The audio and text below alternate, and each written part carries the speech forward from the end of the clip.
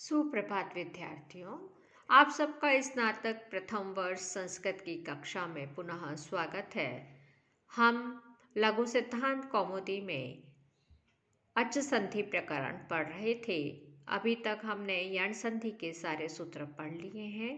आज अयादि संधि का हम एक विधि सूत्र वांतु ई प्रत्यय पढ़ने जा रहे हैं। वांतु ई प्रत्यय यकार का जब हम शब्द रूप चलाते हैं तो सप्तमी विभक्ति एक वचन में ई बनता है। जगती की तरह ही रूप चलते हैं और जिसका अर्थ होता है यकारादि प्रत्यय परे होने पर।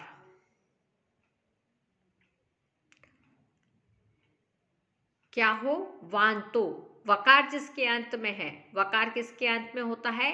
अव और आव। तो ये आदेश होते हैं। किसको आदेश होते हैं? ओ को और औ को। यकारादौ प्रत्यय परे ओ दौ तौर अव आव एतौ स्तः। अर्थात यकारादि प्रत्यय परे होने पर ओ को आव तथा औ को आव आदेश हो जाता है। वांतो ई प्रत्यय का अर्थ है यकारादि प्रत्यय परे होने पर ओ को आव तथा औ को आव आदेश हो जाता है। इसका उदाहरण है गव्यम। गव्यम का हम जब संधि विच्छेद करते हैं तो बनता है गो धान यथ। और सबसे पहले ये यत जो है वह आया है गोपयसोर यत सूत्र से। गो को यत प्रत्यय हुआ है। अब जब गो के आगे यत प्रत्यय होता है तब हमारा यह विधि सूत्र लग रहा है वांतो ई प्रत्यय, जिसका मतलब है यकारादि प्रत्यय परे होने पर। यहाँ पे यथ क्या है? यकारादि है, क्योंकि यह इसके आगे है, यकारादि प्रत्यय है। और तो यकारादि प्रत्यय परे होने पर गो का जो ओ है उसको क्या आदेश होगा? अव आदेश होगा। और जब हम अव आदेश करते हैं तो क्या हो जाता है? ओ के स्थान पर अव लग जाएगा। तो अब स्थिति बनेगी ग अव और य। और जब हम इसको मिला देंगे तो क्या बनेगा? ग में ग हलंत है और अ मिलाएंगे तो ग बन जाएगा। फिर व हलंत है और य, गव्य। गव्य में जब हम विभक्ति इत्यादि सब लगा देते हैं तब बनता है गव्य। इस तरह से गव्यम की सिद्धि होती है। अब वार्तिकारी है अध्व परिमाणे च, जिसका अर्थ है गो शब्द से युति शब्द परे हो तो युति परे होने पर ओकार को वांत यानी अव आदेश हो जाता है यदि समुदाय से मार्ग का परिमाण अर्थ ज्ञात हो तो। अब यहाँ पे उदाहरण है गव्युति का अर्थ है होता है दो कोस। अब यहाँ गव्युति कैसे बना? गो के आगे युति प्रत्यय, गो धान युति। अब हमारा अध्व परिमाणे च अर्थ कहता है कि जब मार्ग का परिमाण यह अर्थ ज्ञात हो तो क्या होना चाहिए? ओकार को वांत आदेश हो। अब यहाँ पे गव्युति शब्द का अर्थ होता है दो कोस। दो कोस ऐसा अर्थ होने के कारण गो के ओकार को अव आदेश होता है किस सूत्र के द्वारा? वांतो ई अध्व परिमाणे च। अध्व परिमाणे इस वार्तिक के द्वारा गो के ओकार को अव आदेश होता है। जब अव आदेश हो गया तब स्थिति बनी ग में अव मिलाएंगे तो गव्य और उसके आगे युति प्रत्यय है गव्युति। यह रूप सिद्ध हो जाएगा। जहाँ मार्ग और परिमाण अर्थ नहीं होगा वहाँ पर गोयुति ही ऐसा ही शब्द बनेगा। पुनः देखिए अध्व परिमाणे च कहता है जब गो शब्द से युति शब्द परे हो तो युति परे होने पर गो के ओकार को वांत अव आदेश हो। गो के स्थान ओ है उसको क्या हो, अव आदेश हो। अब हम गव्युति सिद्ध कर रहे थे, सबसे पहले अध्व परिमाणे च यह वार्तिक लगती है और उसके बाद में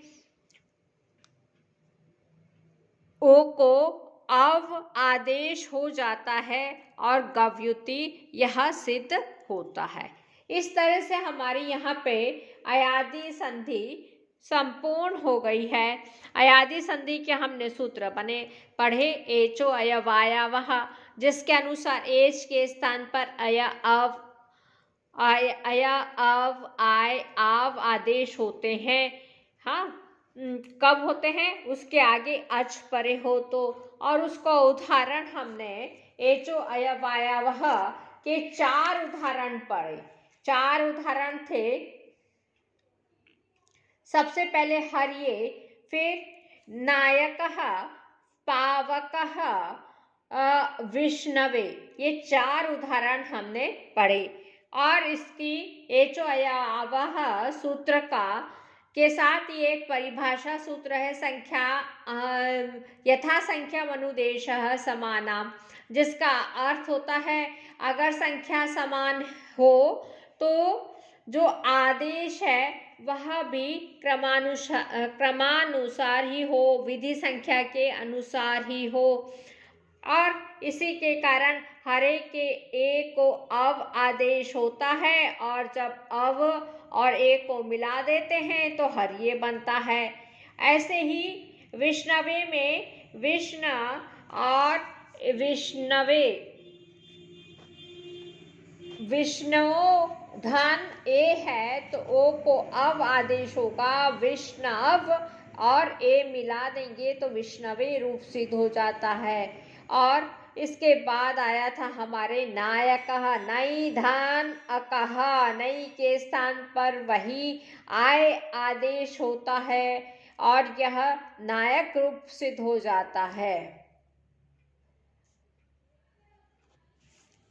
इसी तरह पावकः, पौधन अकः, तो पौधन अकः क्या करता है, प हलंत आव औ को आव आदेश हो जाता है, एचो अयवायावः तथा यथा संख्याम अनुदेशः समानाम, इस सूत्र की सहायता से।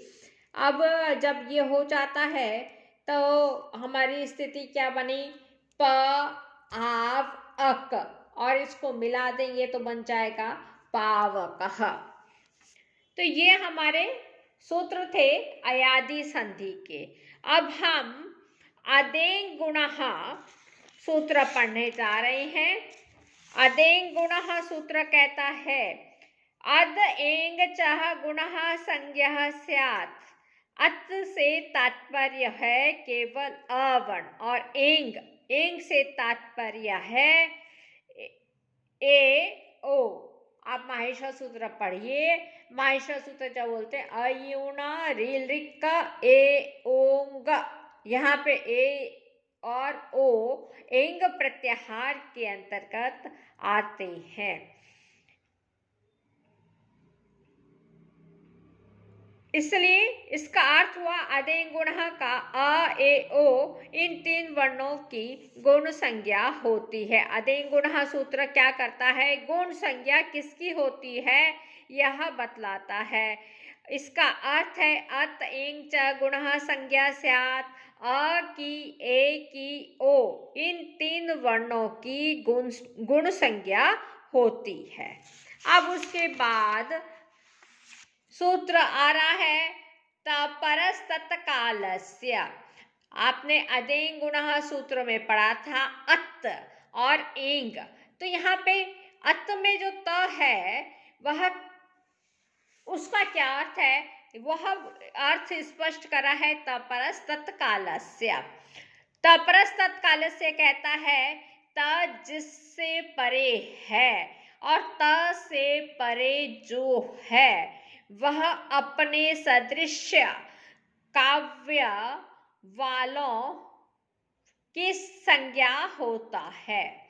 तपरस तत्कालस्य रे से त से परे है और त में जो ल परे है वह अपने सदृश्य काल वालों की संज्ञा होता है। आज यहीं पर हम समाप्त करते हैं, कल पुनः मिलेंगे। तब तक मंगल भावना सबके लिए करते हैं। सर्वे भवन्तु सुखिनः, सर्वे सन्तु निरामया, सर्वे भद्राणि पश्यन्तु, मा कश्चित् दुःखभाग् भवेत्। ओम शांति शांति शांति। धन्यवाद।